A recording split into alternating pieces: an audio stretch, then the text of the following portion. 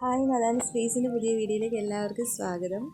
നമ്മൾ ഹൈദരാബാദ് പോകുന്നതെന്ന് തീരുമാനിച്ചപ്പോൾ തന്നെ നമ്മുടെ ബക്കറ്റ് ലിസ്റ്റിൽ ആദ്യം ഉണ്ടായിരുന്ന ഇടമാണ് ചാർമിനാർ. അവിടെ വിസിറ്റ് ചെയ്യുക എന്നുള്ളത് ധാരാളം കേട്ടറിഞ്ഞും വായിച്ചറിഞ്ഞൊക്കെയുള്ള കാര്യങ്ങൾ ഒന്ന് എക്സ്പീരിയൻസ് ചെയ്യുക എന്നുള്ളത് വലിയ കാര്യമാണ്. അതിലൊന്നാമത്തെ കാര്യം അവിടുന്ന് പേൾ പർച്ചേസ് ചെയ്യുക എന്നുള്ളതായിരുന്നു. ഭയങ്കര എക്സ്പെൻസീവാണ്. നമുക്ക് അതിൻ്റെ റെപ്ലിക്കാസൊക്കെ ഒത്തിരി അവിടെ കിട്ടും. പക്ഷേ നമുക്ക് എനിക്ക് തോന്നുന്നു ഓട്ടോറിക്ഷ ഉള്ള ആൾക്കാരൊക്കെ കൃത്യമായിട്ട് നമ്മളെ അവിടെ കൊണ്ടെത്തിക്കും.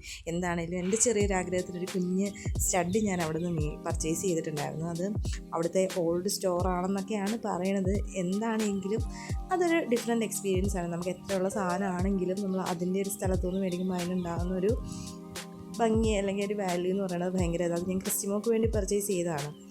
ഈ നഗരത്തിന് ശാന്തിയും ഐശ്വര്യവും നൽകണമേ. അതുപോലെ തന്നെ എല്ലാ ജാതിയിലും മതത്തിലും പെട്ട കോടിക്കണക്കിന് ആൾക്കാർക്ക് ഈ നഗരം ഒരു തണലാകണമേ എന്ന പ്രാർത്ഥനയിലാണ് കുതുബ് ഷാ ഈ ചാർമിനാർ അല്ലെങ്കിൽ ഇതിനു വേണ്ടി തറക്കല്ലിടുന്നത്.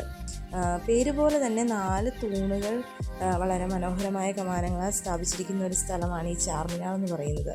ആർക്കിയോളജിക്കൽ സർവേ ഓഫ് ഇന്ത്യയുടെ ഒഫീഷ്യൽ ലിസ്റ്റിൽ ഇതൊരു പുരാവസ്തു വാസ്തു വിനിധിയായിട്ടാണ് കണക്കാക്കിയിരിക്കുന്നത്. ഇവിടെ നമുക്ക് എന്ത് സാധനങ്ങളും നമുക്ക് വളരെ ചീപ്പ് റേറ്റിൽ നമുക്ക് ബാർഗെയിൻ ചെയ്ത് മേടിക്കാൻ സാധിക്കും. കൂടുതൽ ആൾക്കാർ ഈ ചാർമിനാർ ഭാഗത്തേക്ക് എത്തുന്നത് പർച്ചേസിങ്ങിന് വേണ്ടിയിട്ടാണ്.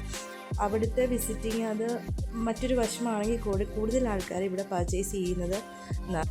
അവിടെ ചെന്നപ്പോഴേ നദാൻകുട്ടൻ്റെ കിളി പോയി. അവൻ എന്ത് വേണം എന്ത് എടുക്കണം എന്നുള്ള കൺഫ്യൂഷനിലായി. പിന്നെ ഒരു കാര്യമുള്ളത്, കുറേ കണ്ടു കഴിയുമ്പോൾ ആൾക്ക് അതിനോടൊന്നും വലിയ കമ്പം ഉണ്ടാവില്ല. ഇതൊക്കെ അവിടുത്തെ പഴയ നാണയത്തുട്ടുകളുടെ ശേഖരമാണ്. അത് കണ്ടപ്പോൾ എനിക്ക് പണ്ട് ഞാൻ കൊണ്ടുപോയി കളഞ്ഞ പപ്പയുടെ വലിയൊരു നാണയ ശേഖരമാണ് എനിക്ക് ഓർമ്മ വന്നത്. പിന്നെ ഞങ്ങൾ കുറേ ഇങ്ങനെ നോക്കി ഫൈനലി അവന് ഇഷ്ടമുള്ളൊരു കാറിൻ്റെ കീ ചെയിൻ തന്നെ അവൻ മേടിച്ച്. അതാണ് എപ്പോഴും അവൻ്റെ ഫേവറേറ്റ് സാധനം എന്ന് പറയുന്നത്. അപ്പോൾ ഈ ചാർമിനാറിൽ ചെന്ന് കുറച്ചധികം പർച്ചേസ് ചെയ്യുക, അനിയൻ്റെ വെഡ്ഡിങ് വരുന്നു, അങ്ങനെയുള്ള കുറേ കാര്യങ്ങളൊക്കെ ഞങ്ങളിങ്ങനെ പ്ലാൻ ചെയ്തിട്ടുണ്ടായിരുന്നു. അതിൻ്റെ ഇടയ്ക്കാണ്, അതുകൊണ്ടാണ് ഈ ചാർമിനാറിലേക്ക് ഒരു ദിവസത്തിനായിട്ട് വരണമെന്ന് തീരുമാനിച്ചത്. പക്ഷേ ആദ്യത്തെ ദിവസം ഹെറിറ്റേജ് വോക്ക് ആയതുകൊണ്ട് നമുക്കതിട്ട് സാധിച്ചിട്ടുമില്ല. അവിടുന്ന് സ്ട്രീറ്റ് ഫുഡ് എക്സ്പീരിയൻസ് ചെയ്യണമെന്ന് തീരുമാനിച്ചിട്ട് തന്നെയാണ് പോയത്. കാരണം നമ്മുടെ യാത്ര ഏകദേശം തീരാറായി. ഇനി എന്തെങ്കിലും വന്നു കഴിഞ്ഞാൽ തന്നെ നമുക്കത് മാനേജ് ചെയ്യാമെന്നുള്ള ചിന്തയിലാണ് ഞങ്ങൾ അവിടുന്ന് ഫുഡൊക്കെ കഴിക്കണം എന്നൊക്കെയുള്ള ആഗ്രഹത്തിലാണ് നമ്മളവിടെ ചെന്നത്. ശരിക്കും ജനസാഗരമായിരുന്നു. നമുക്ക് അങ്ങോട്ടോ ഇങ്ങോട്ടോ ഒന്ന് കൈവിട്ടു പോയാൽ എന്ത് ചെയ്യണമെന്ന് ഒരു പിടിപാടും ഇല്ലാത്തൊരു സ്ഥലം. അതിൻ്റെ അടുത്ത് തന്നെയാണ് ഒരു മസ്ജിദ് ഉള്ളത്. പക്ഷെ നമുക്കതിനകത്ത് പ്രവേശനം വേണമെന്നില്ല.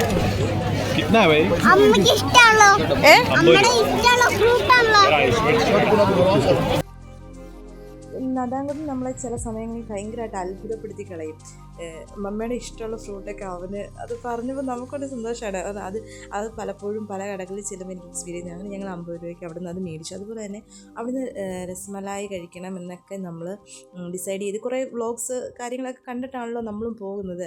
അവിടെ ചെന്ന് അതൊക്കെ എക്സ്പീരിയൻസ്, അതൊക്കെ എന്താ പറയുക, അവർ പറയുന്നതിനേക്കാൾ എത്രയോ മടങ്ങ് ടേസ്റ്റുള്ള സാധനമായിരുന്നു. നദാൻകുട്ടനും മെമ്മയ്ക്ക് ഇഷ്ടമുള്ളതെന്ന് പറഞ്ഞ് കുറേ മൾബറിയൊക്കെ കഴിച്ചു. ഇതുപോലെ തന്നെ ക്രീമി ആയിട്ടുള്ള കുറേ സ്വീറ്റ് ഫുഡ് ഐറ്റംസ് നമ്മൾ എക്സ്പീരിയൻസ് ചെയ്തു. അതെല്ലാം സൂപ്പർ ടേസ്റ്റ് ആയിരുന്നു. അപ്പം ചാർമിനാർ നമ്മുടെ ലൈഫിൽ നല്ലൊരു വിസിറ്റിംഗ് ഡേ ആയിട്ടാണ് നമുക്ക് ഫീൽ ചെയ്തത്. കുറേ അധികം നടന്നു എങ്കിൽ കൂടെ നമുക്ക് എല്ലാം പുതിയതായതുകൊണ്ട് നമ്മളതെല്ലാം എക്സ്പീരിയൻസ് ചെയ്തു. അതുപോലെ തന്നെ എൻജോയ് ചെയ്തു. നമ്മളതെല്ലാം വ്യക്തമായിട്ട് കണ്ടു. അവിടുന്ന് പാരഗണിൽ ആണ് നമ്മൾ ഫുഡ് കഴിക്കാൻ കയറി. അവിടെ നിന്നുള്ള വ്യൂ ഭയങ്കര സൂപ്പറായിരുന്നു. നമുക്ക് ഇതിനകത്ത് കയറാൻ പറ്റുമായിരുന്നു. പിന്നെ കുഞ്ഞിന് അത്രയും നടക്കാനുള്ളൊരു ബുദ്ധിമുട്ട് കാരണമാണ് നമ്മൾ അങ്ങോട്ട് കയറാനില്ല.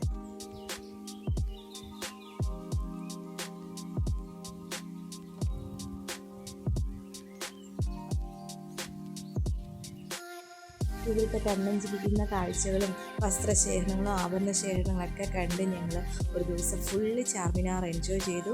നമുക്കിനി അടുത്ത വീഡിയോയിൽ കാണാം. അതുവരേക്കും ബൈ.